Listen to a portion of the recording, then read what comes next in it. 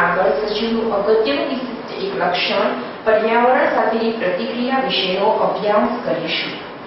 હવે મિત્રો આપણે જોયું કે સજીવ જે છે તે પર્યાવરણમાં એટલે કે આજુબાજુના વાતાવરણમાં રહે છે। તો આજુબાજુના વાતાવરણ એટલે કે પર્યાવરણ સાથે તેનું તાદાત્મ્ય જાળવવું જરૂરી છે, એટલે કે તેની જોડે તે તાલમેલ મિલાવી શકતો હોવો જોઈએ। તો હવે મિત્રો આપણે સૌપ્રથમ જોઈશું પર્યાવરણ પ્રત્યેની પ્રતિક્રિયા કે સજીવ પર્યાવરણ પ્રત્યે કેવી પ્રતિક્રિયા દર્શાવે છે અને તેના પર કેવી રીતે સેટ થાય છે। તો સૌપ્રથમ આપણે જોઈશું કે જો દરેક સજીવનું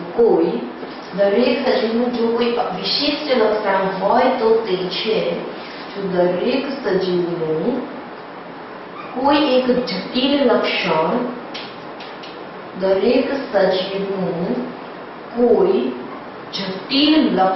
એ છે કે તેની આજુબાજુના અથવા તેની આજુબાજુ અથવા પર્યાવરણ પ્રત્યેની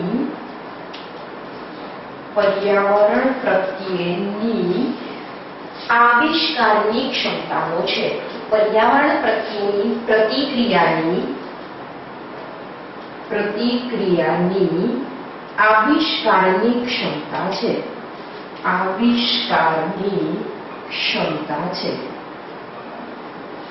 હવે મિત્રો આપણે જોઈ શકીશું કે આ પ્રતિક્રિયા છે તે કોઈ પણ એટલે કે દૈહિક, જૈવ રાસાયણિક કે ભૌતિક હોઈ શકે છે।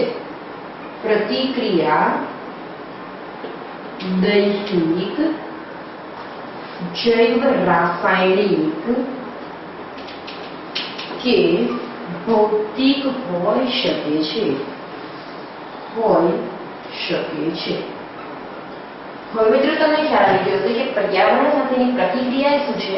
તો પ્રતિક્રિયાની આવિષ્કારની ક્ષમતા છે કે આજુબાજુનું જે વાતાવરણ હોય છે તેના પ્રત્યે કોઈ પણ સજીવનો દેહ કેવી પ્રતિક્રિયા દર્શાવે છે અથવા તો તે પ્રતિક્રિયા દર્શાવવાની તેની જોડે ક્ષમતા છે તેને આપણે પર્યાવરણ સાથેની પ્રતિક્રિયા કહીએ છીએ।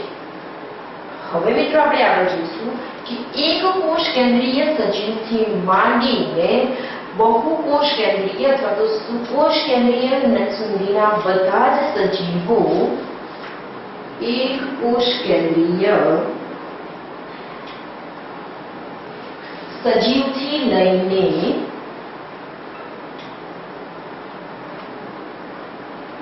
બહુકોષ કેન્દ્રીય સુધીના બધા સજીવો બહુકોષ કેન્દ્રીય સુંદીના બધા જ સજીવો વાતાવરણ પ્રત્યે વિશિષ્ટ પ્રતિકાર દર્શાવી શકે છે અથવા તો પર્યાવરણ પ્રત્યે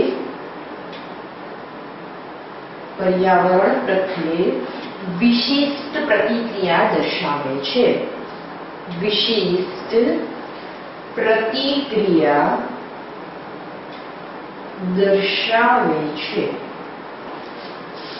તો હવે મિત્રો આજે દરેક એક કોષ કેન્દ્રીય સજીવથી લઈને બહુકોષ કેન્દ્રીય અથવા વિકસિત અથવા તો જટિલ કક્ષાના બધા જ સજીવો પર્યાવરણ પ્રત્યે તેમની પ્રતિક્રિયા દર્શાવી શકે છે।